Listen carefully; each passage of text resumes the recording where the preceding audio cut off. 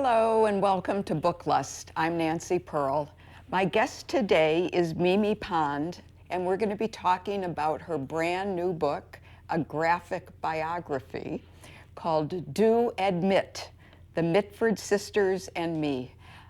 Mimi, thanks so much for being on the show today. I've been looking forward to this. I'm thrilled to be here. So, what for you, what came first?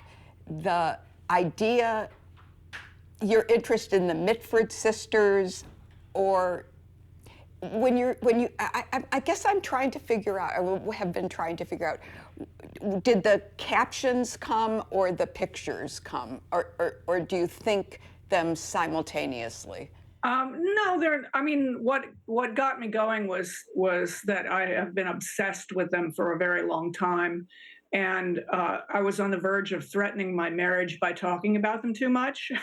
And I knew I had to channel it into something, and I was searching around for what was going to be um, my next project as a book, and it just made sense. And at that point, I had no idea what it looked like. I had to go on a journey of discovery to figure out what style would summon up their essence.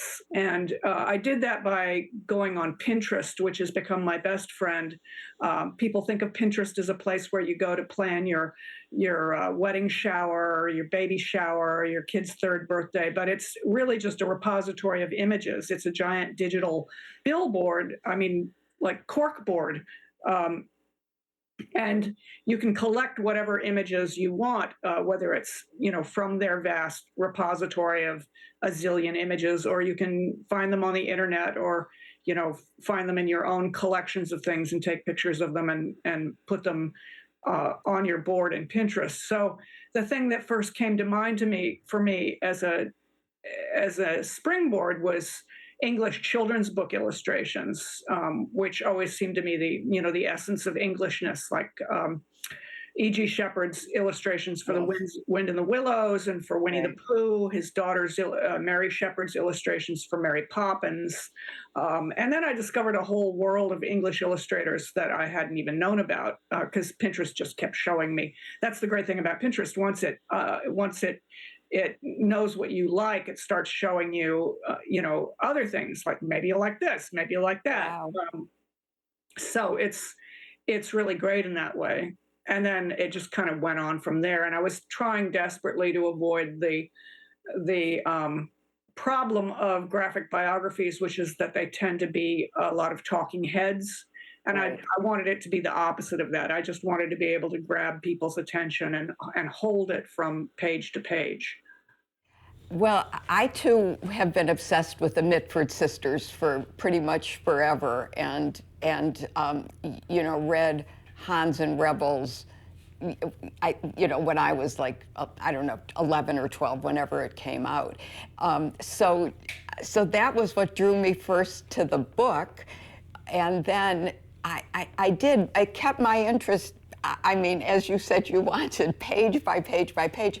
I do think you captured what was most unusual about the Mitford sisters, and you brought them to life again, for me.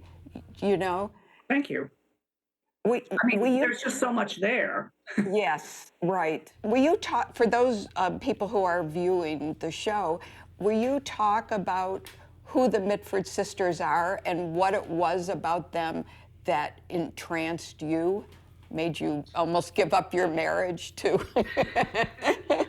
They were six English aristocratic sisters born between 1904 and 1920 to a minor aristocrat, Lord the Baron Redesdale, in the Cotswolds in the early part of the century. And through their deeds and actions, they managed to define just about every single aspect of the 20th century. And that's what fascinated me about them, that as women, they didn't have the power to be front and center in politics, but they had other ways of working their way in there, and they knew everyone from, like, Winston Churchill was their cousin. Um, they they knew the royal family. Uh, they traveled in these very heady circles, and um, just managed to get their fingers into everything. I mean, everything from Hitler to the Black Panthers. And Hmm. that kind of sums it up. And they were so the sisters were so they were each one was just an individual and went her own way. There was some overlap, especially, and the time period. This is when Hitler was coming to power, so it's really, in many ways, the book and your book and their lives, a picture of that period uh, from somebody outside government but looking in, and Yes. I thought that it's, first of all, I'm a huge Anglophile, so that kind of story of what was happening in England while Germany was arming and Hitler was coming to power was fascinating. It is fascinating, and it really kind of mirrors what's going on now. In that, when Hitler was coming to power, Mussolini had come along first and had come up with this new idea of fascism. And at the time, fascism didn't have the onus on it that it now has, and it was just this new idea of a new way to do things. And the other end of the spectrum was this other new idea, communism, and the British aristocracy was really upset about communism because they had they had killed their cousin, the Tsar, and his family, and God knows what they might do next. And as aristocrats, like, we're definitely, they're thinking we're definitely on their list. They're coming for us. So communism is a really, really bad thing. So when Unity declared herself to be a fascist and a follower of Hitler, 12-year-old um, Jessica said, "Well, I'm a communist," and she was getting her hands on every, every bit of literature there was to be had on communism and what it meant to be a communist, and studying up on that. And it was almost like they chose opposite sides as a way of competing with each other.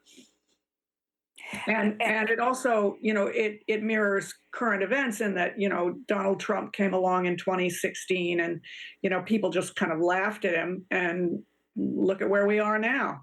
Yeah, yes. I but one of the things that much of this book struck me, it was just like, I just inhaled the book, was that even though Jessica, they all had so many nicknames, and you tell us what those nicknames are in the book. Um, Even though Unity, for example, who was the most Hitler infatuated, I mean, she lived in Germany and She moved to successfully Germany. stalked Hitler, became best friends with Hitler. Yeah, yes. But they loved each other as sisters. Is that fair, do you think? Is that what comes through to you? Decca admitted that no matter what, Unity was still her favorite sister. And Hmm. I have to believe that there's something about both Unity and Pam that was so ineffable that none of the other sisters, as articulate as they were, could actually summon up the words to tell us why they were so fascinating. But they were. Hmm. The name of the book, which I said at the beginning of the show, was Do Admit. Could you talk about why you chose that as the title? Well, they were constantly fighting with each other and arguing, and they would say, "Oh, do admit," which is to say, like, you have to admit I'm right. Right. And I grew up as the middle child with two brothers who would never admit that I was right about everything, so that resonated for me. Yeah, I was going to ask if you were, because I have a younger sister, and we were kind of raised to be competitive with one another, which is not a great way to raise children. So the whole sister thing I found just fascinating. Did you have a favorite among the sisters? Oh, Jessica is definitely my favorite because Yeah. she turned, unlike the others, she completely turned her back on the aristocracy and the idea of using her privilege to get by in life. Although she wasn't above pretending to be an upper class English auntie in situations like fronting for Black people to buy homes in white neighborhoods, Right. which is Right. another one of her Yeah. heroic things that she did, Yes. among others. And she just believed in equality for everyone, and she fought very hard in the civil rights movement to try to you know get more equality for all people. Um, Hmm. and she just she just wasn't interested in staying status quo the way the rest of them were. She and her very early marriage to a cousin, and his going off to the Spanish Civil War, and dying. She did not have an easy life. I mean, she ended up in comfort. Trauma after trauma Yeah, after trauma, yeah, and she yeah. just kept going. How do you do that? Do you think what allowed her to do that? I know she just worked very hard, and I think maybe in those situations, uh, the coping mechanism is to just keep going. Hmm.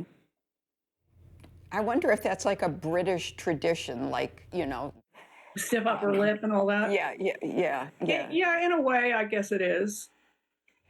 I did like, I appreciated the way you put yourself in the book a little bit, talking about why how you've discovered them and why you're so interested in them. When you're thinking about your next project, what, how do you decide what you want to do? Um, right now, I'm thinking about memoir because it seemed like people have responded so much to the autobiographical aspects of this book that it seems like a natural next step. And Hmm. I'm just sort of wait for images to appear in my mind that and memories that summon up pictures that could become pages. Um, it's kind of an organic thing where it's like uh, this is something that I can see vividly in my mind that I can put on paper. Hmm.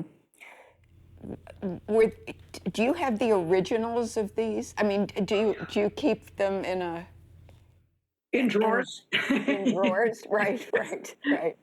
I But would when love you're to have a working, show of them. you are going to have a show? No, I said I would love to. Oh yeah, yes, I think the ideal location, of course, would be Chatsworth House, yes. but I'm open to suggestions. Oh well, come on, do it.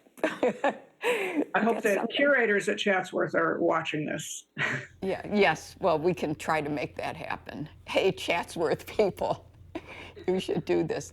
Um, when you when you're working on this book, I kind of imagine your room as you do a drawing and it goes up, and one after another, and you can see the book grow. Well, Is that I don't know if you can see behind me, but my whole studio is filled with cork boards. And as I finished each page, I scanned it and printed it out and put it up so that I could keep track and um, track, from page to page what was going on. So that it really helped me a great deal.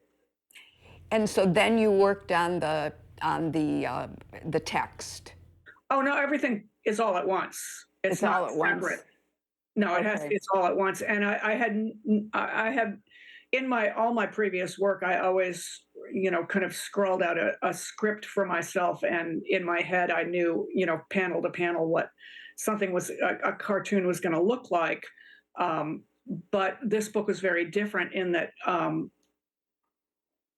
I would make outlines of what was going on with each sister, year by year, and decide Yeah. what had the most emotional weight from year to year and what Right. had the most like historical weight, and try to emphasize those things.